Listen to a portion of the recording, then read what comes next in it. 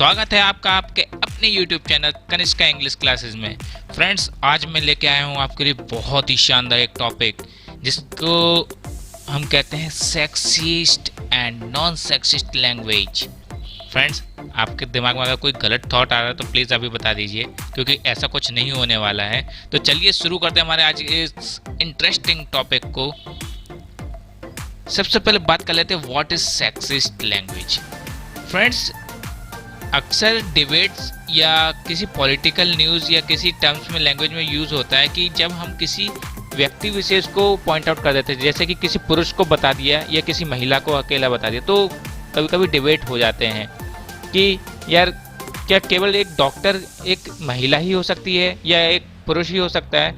तो इन सारी परिस्थितियों को अवॉइड करने के लिए, इन सारी कंडीशंस को हटाने के लिए हम सेक्सिस्ट लैंग्वेज का यूज़ करते हैं। चलिए अब देखते हैं व्हाट इज सेक्सिस्ट लैंग्वेज।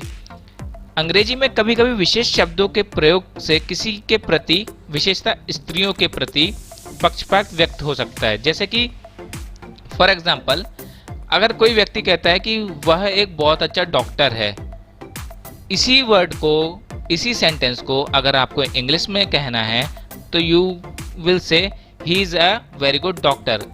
अब भाई यहाँ पे डिफाइन तो नहीं किया गया कि डॉक्टर स्त्री है या पुरुष, तो जनरली अगर कोई लेडीज़ है वहाँ पे तो उसको बुरा लग सकता है, वही डॉक्टर कोई मैन ही हो सकता है क्या, फीमेल नहीं हो सकती है।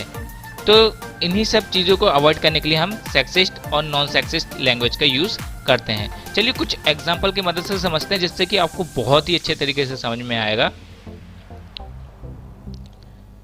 किसी के पीठ पीछे उसकी आलोचना करना सही नहीं है। तो फ्रेंड्स, किसी के पीठ पीछे, अब वो जो किसी है वो कोई भी हो सकता है, या तो एक स्त्री भी हो सकती है या फिर एक पुरुष भी हो सकता है। Either he could be a man और वुमेन। सो सबसे पहले हम देखते हैं इसको सेक्सिस्ट लैंग्वेज में कैसे बनाते हैं। It is not right to criticise someone at his back. Friends, जैसे आप यहाँ पे देख पा रहे होंगे, मैंने एट हिज बैक को अंडरलाइन किया हुआ है। एट हिज बैक का मतलब है फ्रेंड्स यहाँ पे कि हिज, जो मैंने ये यहाँ पे वर्ड यूज कर दिया ना, हिज से ये डिफाइंड हो गया कि एक पुरुष है। तो यहाँ पे तो भाई किसी इंसान या किसी आदमी को भी बुरा लग सकता है कि भाई पीठ पीछे आलोचना केवल आदमी की हो सकती है क्या, औरतों की नहीं हो सकती। तो इसी को हम ओवर बैक या कम बैक करने के लिए या किसी को हटाने के लिए हम नॉन सेक्सिस्ट लैंग्वेज का यूज करते हैं, जो कि होती है it is not right to criticise someone at their back. Friends, जैसे कि आप सेंटेंस में देख पा रहे होंगे, यहाँ पे मैंने हिज का यूज किया है, यहाँ पे हमने यूज किया है देयर का। तो देयर का मीनिंग है कि किसी के लिए। अब हमने यहाँ पे एग्जैक्ट वर्ड यूज कर दिया देयर, जिससे कि हमें कोई भी डिफाइन नहीं हो रहा है कि ये एक स्त्री ही है या पुरुष है। ही और शी कुड बी एनीवन। तो ये सारी चीज़ों का यूज करके आप ऐसी परिस्थितियों से बच सकते हैं जहाँ पे हमें स्त्री या फिर पुरुष को आइडेंटिफाई नहीं कराना हो। चलिए कुछ और एग्जाम्पल की मदद से समझते हैं। जिसने भी यह किया उसे खुद पर शर्म आनी चाहिए। एक्चुअली फ्रेंड्स, ये PR लिखा गया यहाँ पे, इसको पर होना चाहिए। जिसने भी यह किया उसे खुद पर शर्म आनी चाहिए। तो फ्रेंड्स, आई थिंक आप एक बार इस सेंटेंस को बना के देखिए, क्योंकि इस वीडियो में हम दो चीज़ें कवर एक साथ कर रहे हैं। जो एक डेली रूटीन में बोले जाने वाले सेंटेंसेस हम बोलते हैं या फिर सुनते हैं, उनको भी हम इंग्लिश में ट्रांसलेट कर रहे हैं, प्लस एक नया टॉपिक जो कि sexist language and non sexist language है, इसके बारे में भी डिस्कस कर रहे हैं। तो देखते हैं। Whoever did this should be ashamed of himself। यहाँ पे फ्रेंड्स, जो सेक्सिस्ट वर्ड है वो यहाँ पे himself है, क्योंकि ये एक पुरुष को आइडेंटिफाई कर रहा है। अगर हर सेल्फ होता तो वो एक महिला को आइडेंटिफाई करता। तो इसमें एक आपको प्रॉब्लम फेस कर सकते हैं अगर आप किसी सभा या किसी डिबेट में बोल रहे हैं तो चलिए देखते हैं इसका नॉन सेक्सिस्ट लैंग्वेज में ट्रांसलेशन कैसे होगा। Whoever did this should be ashamed of themselves। So our himself word converted into themselves। तो देखिए फ्रेंड्स, आप इजीली इन सेंटेंसेस को बहुत ही अच्छे तरीके से बना सकते हैं। और आई थिंक एक ये बहुत ही अच्छा तरीका है कि आप अगर भावों को, अपने सेंटेंस को अच्छे तरीके से बता पाते हैं तो ये बहुत ही अच्छी एक निशानी होती है, एक वक्ता की, एक स्पीकर की बहुत ही अच्छी आइडेंटिटी होती है। तो चलिए कुछ और सेंटेंसेस को देखते हैं, जैसे कि तुम किसी डॉक्टर से मिलकर उसकी सलाह लो, ज़्यादा सही रहेगा। So it's sexist language translation is you had better see a doctor and take his advice.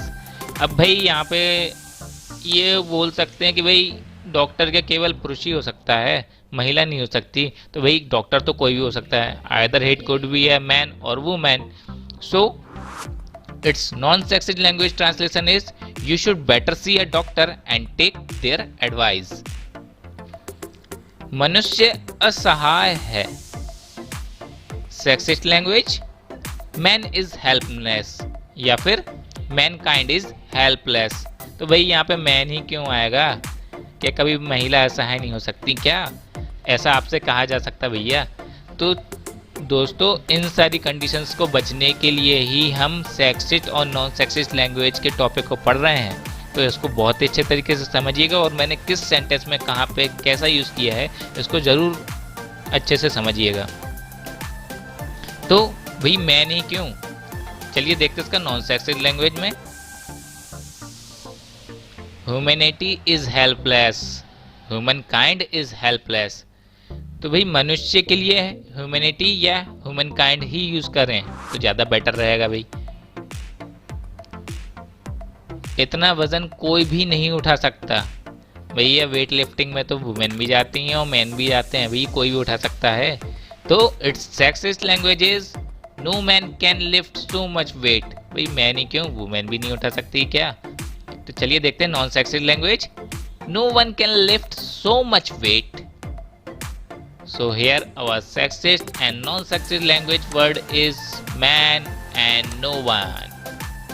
Have you got it friends? I think आपको बहुत ही अच्छे तरीके से समझ में आ चुका होगा, और अगर नहीं आया तो प्लीज़ कमेंट सेक्शन में बताइएगा। मैं उसको और भी नए नए एग्जांपल्स की मदद से आपको और भी अच्छे तरीके से समझाऊंगा।